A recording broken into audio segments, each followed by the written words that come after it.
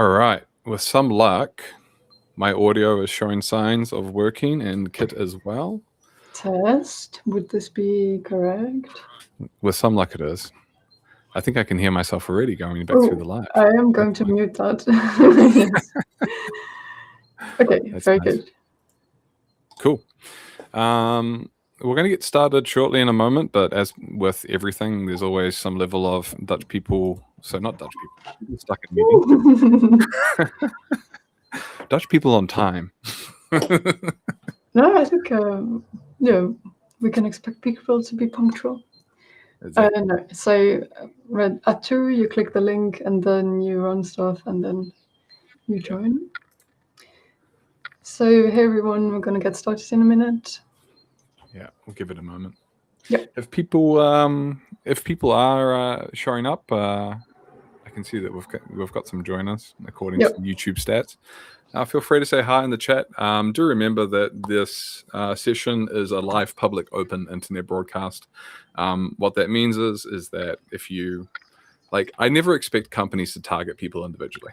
I don't want to go out of that kind of realm of things. I think generally companies are very nice to people, hoping, but do be aware that if you are not anonymous and you post something in the chat, there might be other people that are watching. But please don't let that prevent you from typing things in chat. I don't know. Disclaimer, I guess. Yes. Okay. I might very quickly. Oh no. Yeah. Close my door, but oh well. I think I might do the same because be back in a sec. We're very prepared people today. Okay. To avoid car noise. Exactly. Cool. Okay, I think we're ready then. Or if you are ready. Yeah, I guess so. Do remember today, though, everyone, this live stream will be recorded. We turn off chat playbacks on the recording. What that means is that you can, at any point in time, put a message into the chat. It won't show up in the future video. It will disappear. And yeah, so feel free to participate. There's lots of other people here by the looks. So if you are here and here together, feel free to let it be known. Anyway, Yes. Yeah, we'll kick off. Yes. So hello everyone. Great that you're here. And welcome to this session on Join Your Works Council by tech workers together with Adyen workers. Well, intro, who's this? Tech Workers Coalition is a community of people in the Netherlands who work in tech and who collaborate together to take back workplace power. Doing the session with you today is my colleague Ben, and I'm Kit. Hello. Hey. So, why are we here? I think you will be aware there is a Works Council election coming up at your company at Adyen. So congratulations on this and your first Works Council. Works Council is one of the ways in which you, as a worker, can have direct influence at how things are run in your workplace. And it might seem really formal and stuffy, but it's not. You really can get things done if you manage to play it strategically. And that's what this session is for. But maybe just to open the conversation, if you are happy to talk in the chat, can you say why you're here today? Are you just curious about Works Councils? Are you considering running, putting yourself forward? If you're happy to, you can write in the chat. And I will wait a second for any responses to come in. No pressure, no pressure. Yeah, and there's a bit of a delay as well. Yeah. So I'm going to leave this open for if you do want to share whether you're considering running. Mark says, I'd like to learn more about the idea. Well, that's exactly why we're here. And we're going to demystify this whole topic of Works Councils and how it works. So let's start with some basics. So the first topic is, what is a Works Council? And put it very abstractly, a works council is, you can understand it like an interface between you as workers and the leadership at your company, so Adyen in this case. So the idea is that instead of all the workers at the company talking directly to the bosses, you can have your say through elected representatives who are your co-workers. And if you're elected to represent your co-workers, then you interact directly with leadership on behalf of the rest of the workers at the company. Now, in the Netherlands, works councils exist by virtue of the law on works councils. That's the Wet op de ondernemingsraden. And the crucial paragraph is this one. So it says, the entrepreneur is obliged, in the interest of the proper functioning of that company in all of its objectives, to establish a works council for the purpose of consultation with and representation of the persons employed in the company. And I will, just for reference, here's the link to the law. Now, that sounds really big, but it's not so tricky. So basically what it says is the entrepreneur, which is the company leadership, should consult with workers at the company. That's the core. What the law also says, already contained in here, is that it is in the interest of the proper functioning of a company to have a works council. And if you think about it, you can get why that is. Because with a works council, you have a direct exchange between workers and the boss, which is likely to lead to more transparency and better communication, as a result of which both workers and company leadership can make better decisions, and that in turn can put everyone in a better position to get better working conditions and to get better work done. So having a works council is good for Adyen as a whole too. Okay, so how does the specific work council at Adyen, how is that going to look?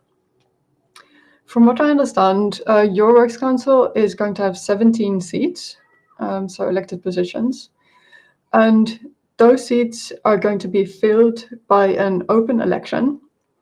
So what that means is you're likely going to be on there with a hugely varied bunch of people who may have nothing in common with one another. Other than that, each of you cares about workplace democracy and is in a position that you think that it's important that workers have a say in how the company is run. Now, there are some practicalities. Again, from what I understand, these 17 seats, there's going to be some rules on how it's going to be divided. So there's going to be 4 positions available in each of the departments of tech, commercial, operations, and staff. And then there's going to be a wildcard seat for whoever gets the most votes in general. So if you are elected to your works council, then at Adyen, as the plan is now sketched, you can hold that position for 3 years. That doesn't mean that you have to do it for 3 years. You can always step down if something comes up or you change jobs or whatever. But if you want to, that position is yours for the whole 3 years. And that brings me to an important addition as well, namely layoffs protection. While you are on your works council, the company is not allowed to fire you in relation to any work you do on that works council. So that would be illegal. And there are strong protections in Dutch law for anyone who's been a candidate for getting elected on a works council, for active members, and also for 2 years after you've been a works council member. So if you do step up and do this work for yourself and you're representing your co-workers, then you are entitled and you have by law this extra bit of protection. So with that, there is quiz time. And where do you think that the works council sits in the company hierarchy? Is that A, is it next to the workers?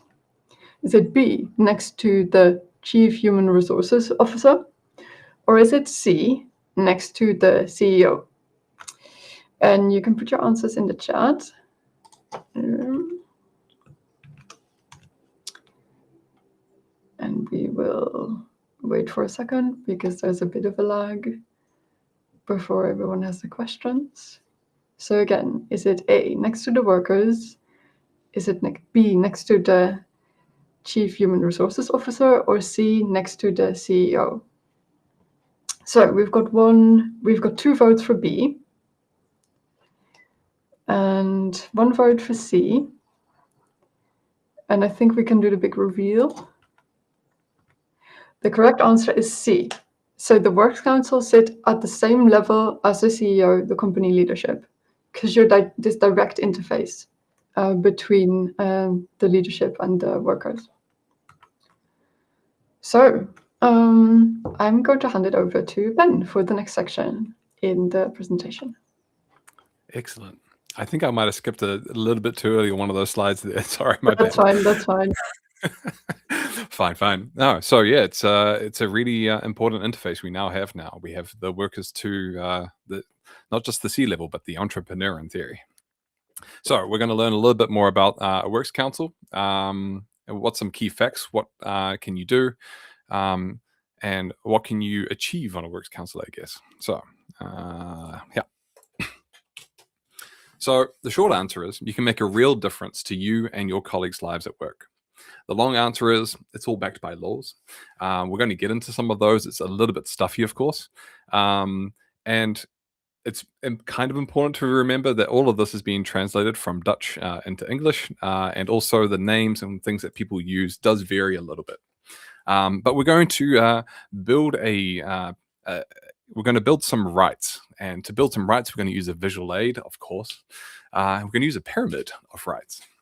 So in general, the Works Council has, and we're going to build from sort of like the most broad terms of what your rights are all the way to the top. And it's usually how often they're used as well.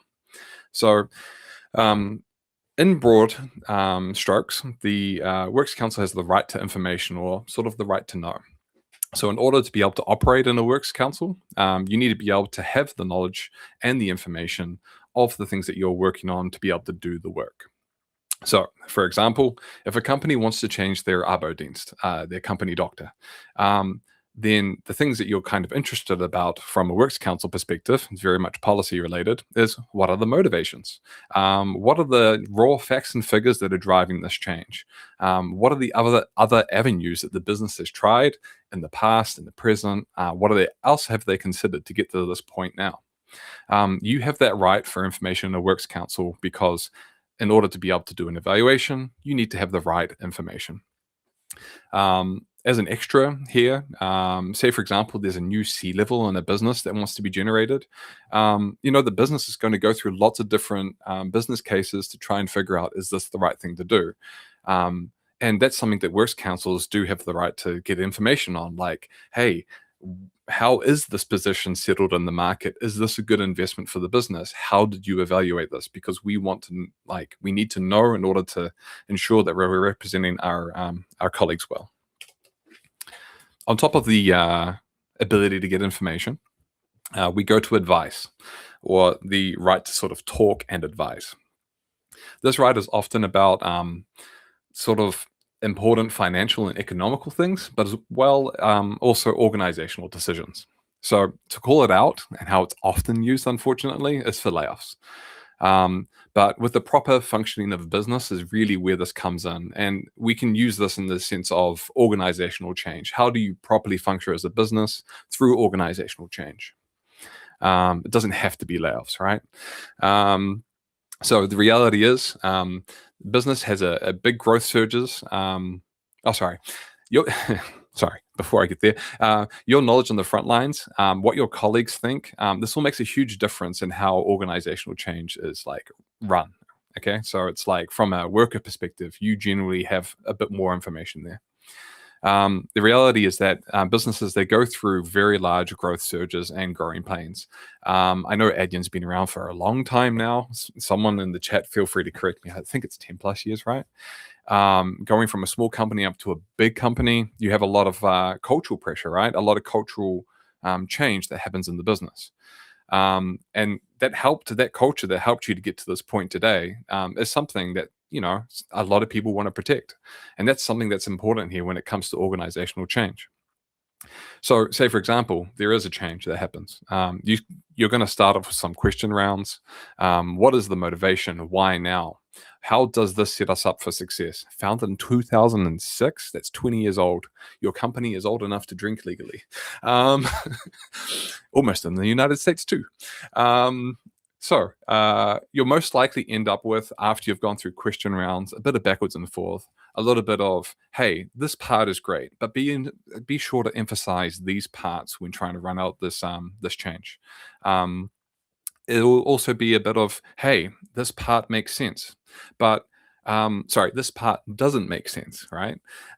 You should go back to the drawing board on this part and make it make sense.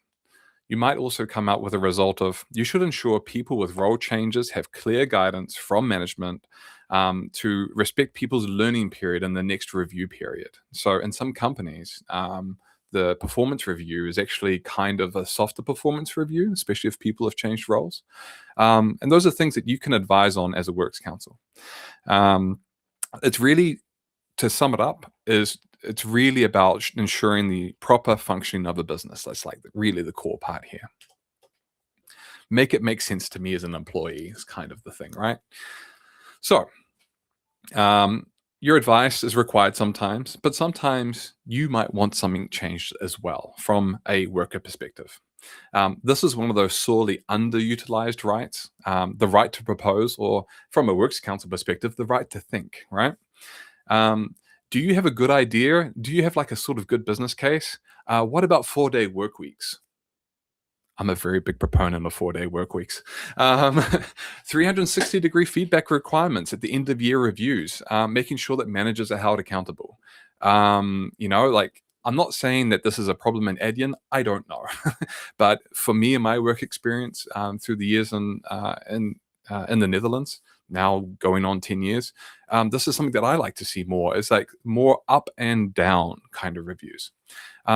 Making sure an anonymous reporting system exists for personnel safety. This is something that the Works Council that I was part of in a previous company, we ensured that was there and visible, so people could anonymously report, hey, I don't think my data is being used correctly. And also implementing like policies on safeguarding freedoms to discuss world issues. I'll leave it as unpolitical as I possibly can there and move on. But yes, you can propose anything you want. You can, when you propose something, the company actually has to shoot it down, or the entrepreneur, I should say, has to shoot it down with very structural reasons why they don't want to do it, if they don't want to do it. It's not just I don't like it. Right? Like that's not good enough. And I mean, it's not good enough from the law perspective, right? So yeah, it's not something that can be easily dismissed as well. And there's lots of examples of the right to propose being used in the Netherlands, and to great effect. Businesses just have some blind spots sometimes.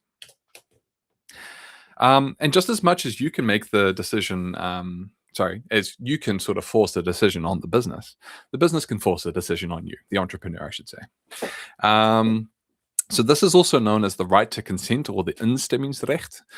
It's a very important one in the Netherlands. It's the right to endorse, or the right to decide.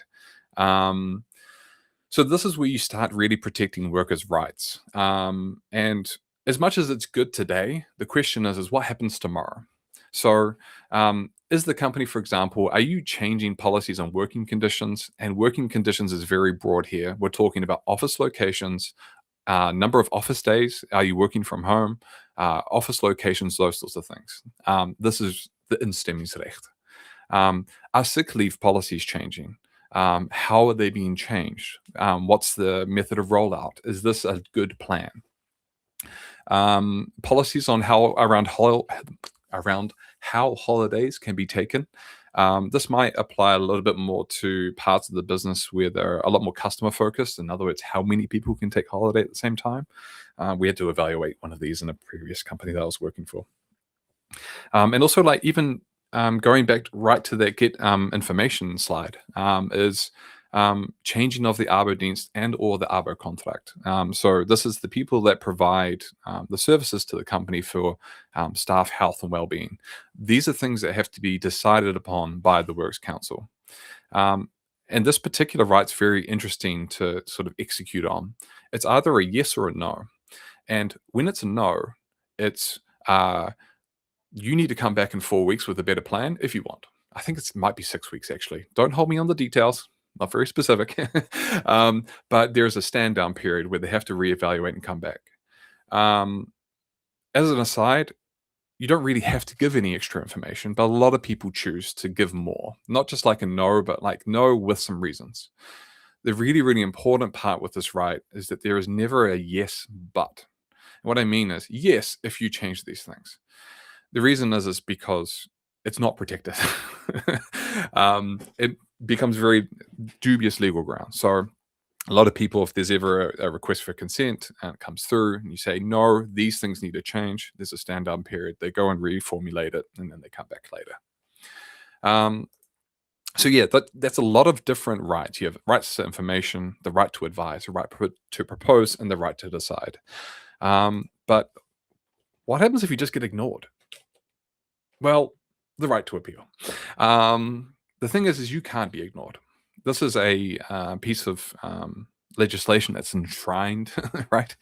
You have the right not to be ignored. So imagine you've put in all this hard work for a Works Council. It is hard work. It is a lot of review. It's a lot of looking at different things. And you've debated a lot. You've researched a lot. Happens a lot as well. There's all this effort, but where's the power if it's just a superficial, hey, we're a group of people, right? The reality is it's not just a random group appeal. You have the right to challenge and the right to appeal. So if you're not happy how your advice has been followed, so you give it an advice, the business has to follow it. And if they're not following it, you have to chase them. If it's something that's that's meant to be a right to consent, in this case, you as a Works Council have the right to go to court, and you could be one of the 13 court cases that happens every year where the judge gets to make the decision. So the reality is that this doesn't happen very often, right? 13 cases a year is quite low. A lot of these things are just solved behind closed doors with the Works Councils and the entrepreneur just making a better decision. But it's actually kind of fascinating how many of these court cases are actually won by the Works Councils. It's all public information. So the good news, I guess, even though if you don't need to go to court though, but like how this is all backed up is even if you do need to go to court, you as the Works Council aren't paying for it. The company's paying for it. You're actually in this weird loop where the company is paying for lawyers to go and sue itself, which on the surface level for me is very funny.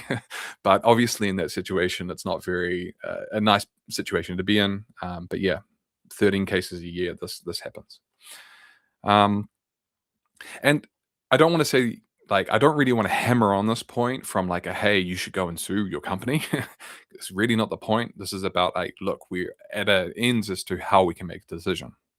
So we should really look at how one of these cases really plays out. So we want to see how this works in the pyramid of rights, right? So we have in 2025, was this only last year? It was too. Time flies. I feel like this was a couple of years ago. Asus, the PC manufacturer, I guess. I'm sure they're known for other things. They have a global headquarters in Taiwan. And around 2021, 2022, as you can imagine, people were returning to the office. The people that were working in the Netherlands offices, they were working hybrid 1 to 2 days per week. A lot of the employees really like this kind of situation. The company I work for, we do 2 days office a week. I go there more days. Just personally, I live 7 minutes from work. It's just very easy. But anyway, in this particular law case, ASUS International said, no, we're going to have 3 days working week, and this is going to happen. The Works Council said they caught it in time, which is very important. They said, actually, we believe that we have the ability to decide on this, or the right to consent in this case. You're changing work conditions. You're changing where we are working. So ASIS management was told by the judge you need to go through the Works Council because you haven't. So what happens is that the decision gets made. ASIS has to go back to the Works Council. They have to go and make the whole situation. They have to go and put the official request in the official business case. It came to the Works Council 6 months later.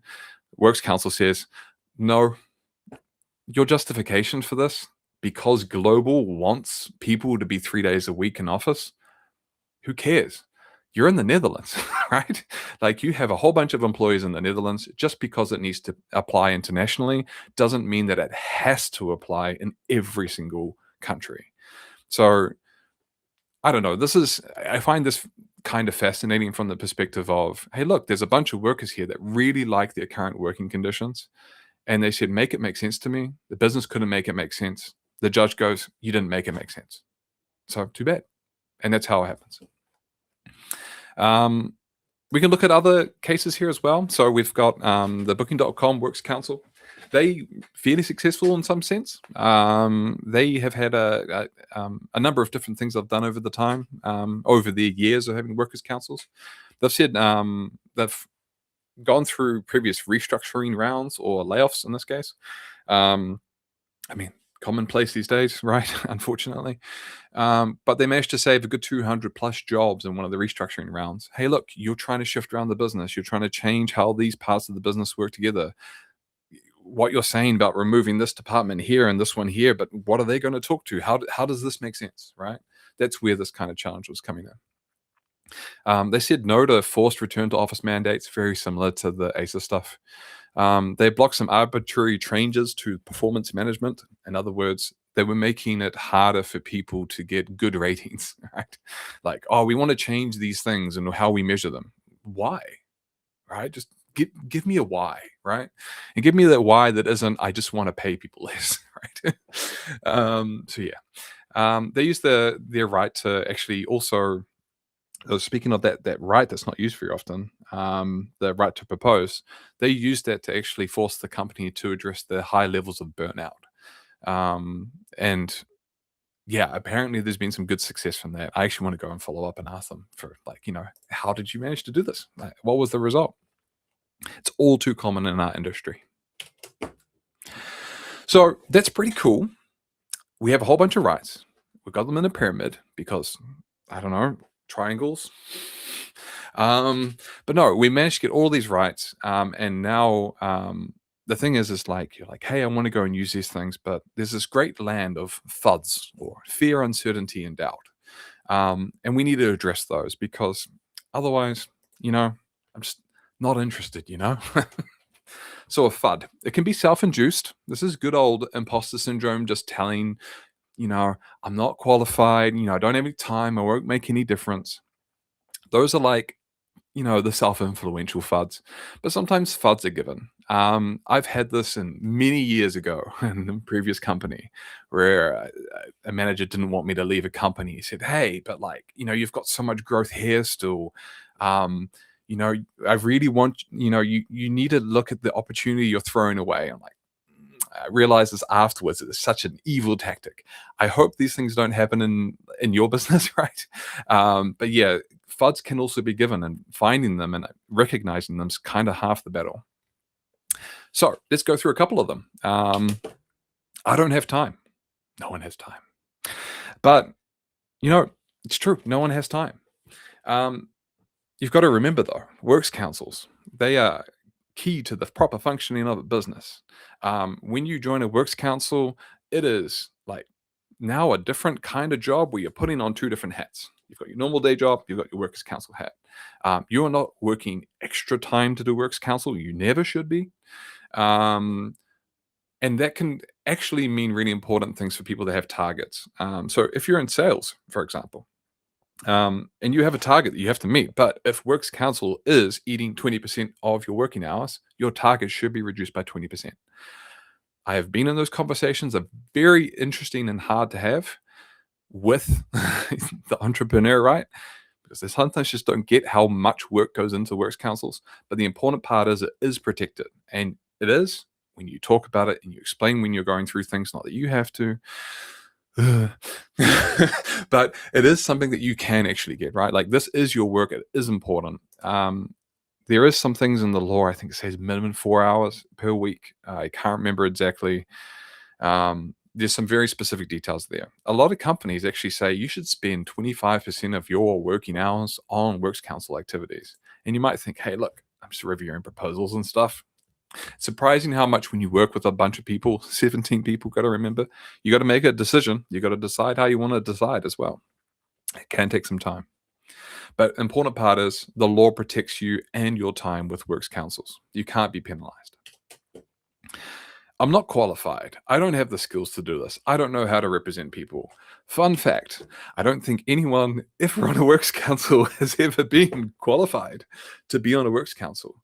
You're elected. You're there to represent other people. Most people aren't project managers or leaders or business people or activists or organizers, right? You're part of the business. It's actually, funnily enough, a very interesting way to, I hate to use the term level up, but to actually get a better understanding of how businesses work is actually to be on a works council. You get to see how the decisions are made. It made me certain that I never wanted to be in management. But regardless, this is why you have mandated training in works councils. From what we hear, this Adyen, as soon as they're elected, there's going to be a mandatory training, and it is very good and very important to have that training. Trainings can be literally on anything, so long as you can kind of make it linked towards works councils. You can do works council 101s, been through those a couple of times. You can do how to build a business case as a training. Why not? You need to be able to do a proposal. Why not? How to run an effective meeting. Surprisingly, very common for works councils. You're a bunch of people that are in different parts of the business. Yeah. Who would have thought?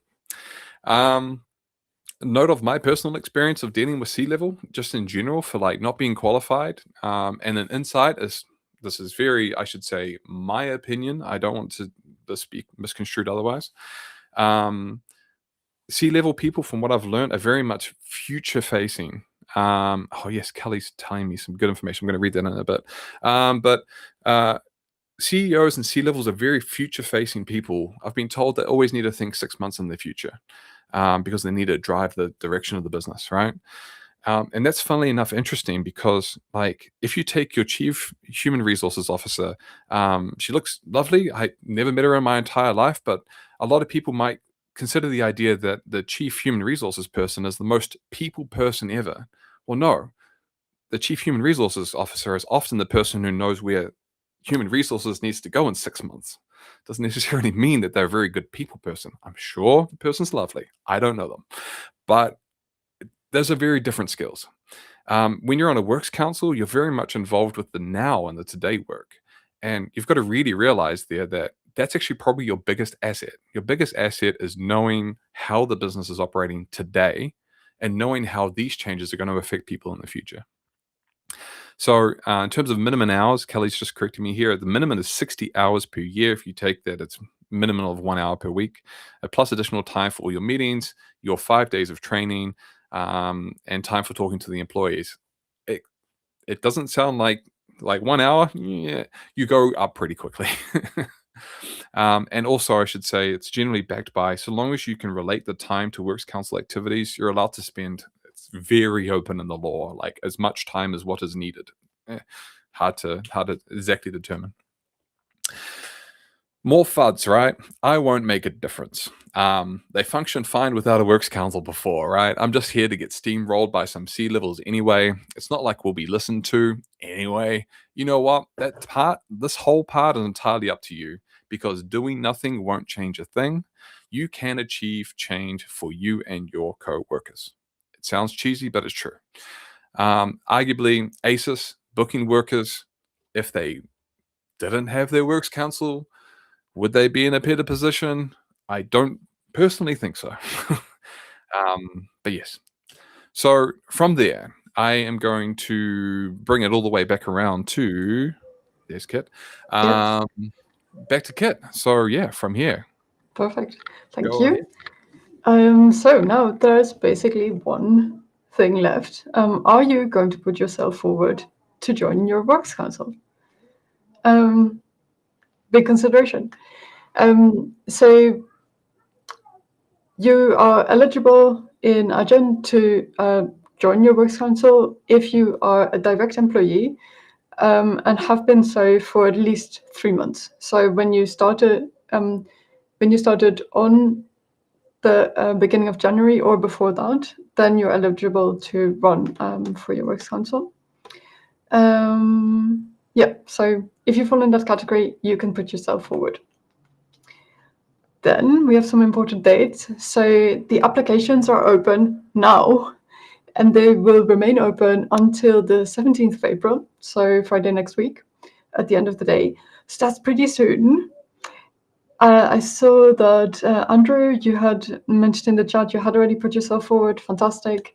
If all is well, if you haven't put yourself forward yet, you have received some link that tells you how to submit your application.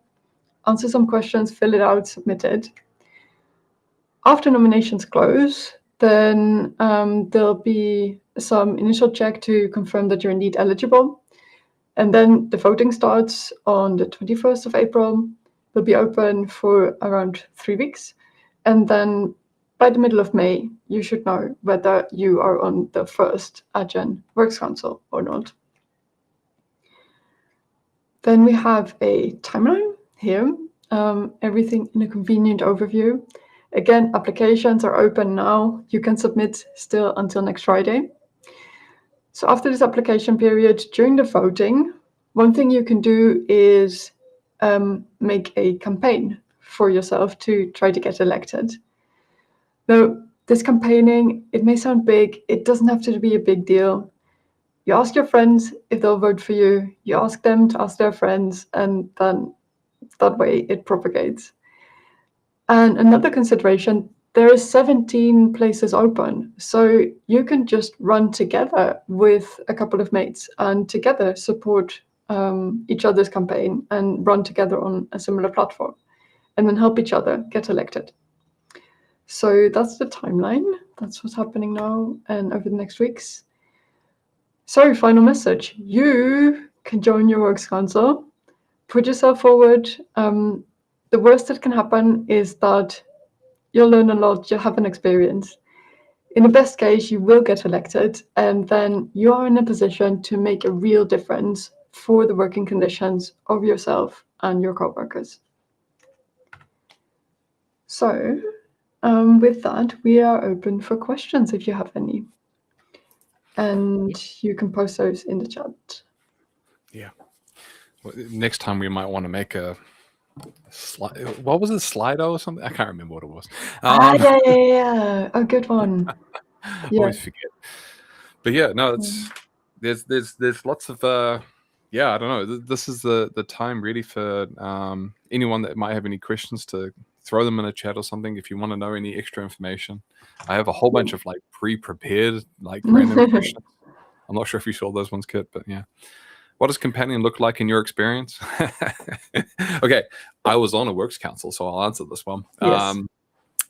The company where I was working for, we 800 person company, 11 seats, 9 seats. Can't remember which one it was.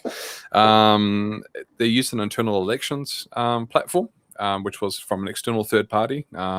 And what it was is that we put our name forward onto a thing with our motivations, and then we like submitted it into the wild.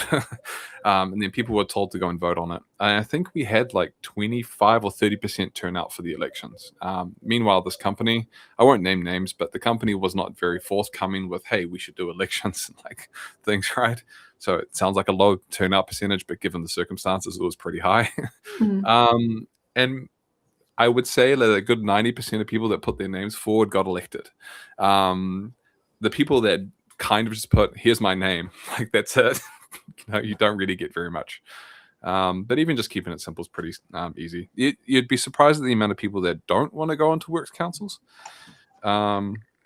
which is kind of like a missed opportunity in my head. I don't know. After being on a works council, I know that it can be fun. It can be very stressful at times, but there's lots of you there to go and support each other, and that's kind of important. It's generally not too bad. It's just find people in your team. Hey, I put my name forward for the Works Council. You might get 1 or 2 people that just go, "Why did you do that?" And you go, "Because I wanted to." Yeah, and I think if you take this point about 25-30% turnout into account, one thing you might do as part of campaigning is just encourage people to vote at all, like to vote for you, Yeah. of course, but to alert them that the election is open and what they need to do to vote for you. Yeah. As a side note, by the way, I didn't see them used very often. I know Kelly Mullins there in the chat, which is a trainer for a company called New Council, who we collaborate with on a regular basis. We didn't put them directly into these slides because, hey, look, we both Kid and myself do this for the fun. Neither of us are paid to be here. Neither of us want to be paid to be here. No, actually, do you want to be? No. We are full volunteers. It would ruin the mood. But even if you're, what I was going to say, even if you're not elected for a works council, I believe that they're able to set up committees. Yeah. I have heard them being more effective in very large companies. And we're talking like NS size large. And some of those committees will be around specific topics. So say, for example, if you're changing your performance evaluation thing, you got 17 people in your works council. Do you want all of them working on it? Do you want a small group of people that are focused on it, that also bring in people external and the rest of the business to form a committee, to do the research, to figure out what other people want? And then you trust the output of that committee, for example. Apparently those things do exist. The company I was working in, it was just not I don't know, it didn't feel like a very good use of our time. In hindsight, I think we should have had more committees. I think, from what I understand also with these committees, then the Works Council can bring in more people, either external or more workers. And from what I understand, those workers in the committees also are entitled to training. I think they're entitled to training for the subject of the committee stuff. Yeah. I think they also get additional layoff protection. Yeah, I think so too. So bring people on board. There's a funny story of a company somewhere that put every person in the company into committees to try and get them all layoff protection. And it's like, I feel like this is, you can take laws and then you can just kind of shift them really into weird positions. If it works, if that worked, then we need to make a case study out of it. Exactly. Cool. Okay. Are there any other questions? It doesn't look like it so far. At any point in time, I can see that we've had a total of 18 people watching, and it's dropping off slowly. So I assume people are going back into their daily work rhythms. If people ever do have other questions, we don't even. Do I even have a? We don't even have a slide with our tech workers logo on it. No. I sent the email address in the chat. And have you? I can't see some of your messages in the chat. You don't see them at all? No, but I will post it. I think the reason is because email. Am I being filtered? I assume that you're being filtered. Okay. The website is https://tech workers sign now. I am hopefully writing that correctly. So Kelly's feedback there. Seeing committees really help works councils. Workers. They bring additional employee members and can get training. Yep. Yeah, perfect. Legit. Yep. So you've got an email and a website there. The website is we have a sentence. We are where is it now? Never mind. We are a grassroots workers-based organization to help workers bring back power in their workspace. Nice. Perfect. I mean, also, given that you're at Adyen, which is a tech company, you are very welcome to join Tech Workers Coalition, Tech Workers, if that interests you. Most of the people there converse in English just because of the nature of our industry. We have one rule, which is if you have hiring or firing powers, we do not admit you. We want a place where people are allowed to freely and openly discuss any situations that they might have. We filter and what do we want to do? What do we like? We go through every single application and make sure those people are not necessarily involved in a hiring and firing power. Specifically about generating contracts and also ending people's contracts. Those people we do not admit. Everyone else is more than welcome, even if you're working in a contact center in a tech company. As far as we're concerned, if you're a tech worker, you feel like a tech worker, you're a tech worker. Cool. With that, if anyone, if you have any other questions in the future, if you want any other guidance, if you want any other, hey, I want to bounce some ideas off you as to how the work, what I can do in a works council, feel free to please just reach out specifically to that email. We'll also be doing another one of these sessions at 7 p.m. next week, Wednesday. Yes. Yep. So if you know of some other colleagues that might want to have this information, this live stream will be around. But if you have questions that you want to get answers to and you want to see them live and that kinds of stuff, next week, Wednesday at 7 p.m. And there is a link that I will post to that. This one. Yeah. Excellent. Okay. Any other closing thoughts there, Kit? No, Andrew, good luck with your campaign. And everyone else, put yourself forward. Yeah. Enjoy. Have a good day, everyone. Bye.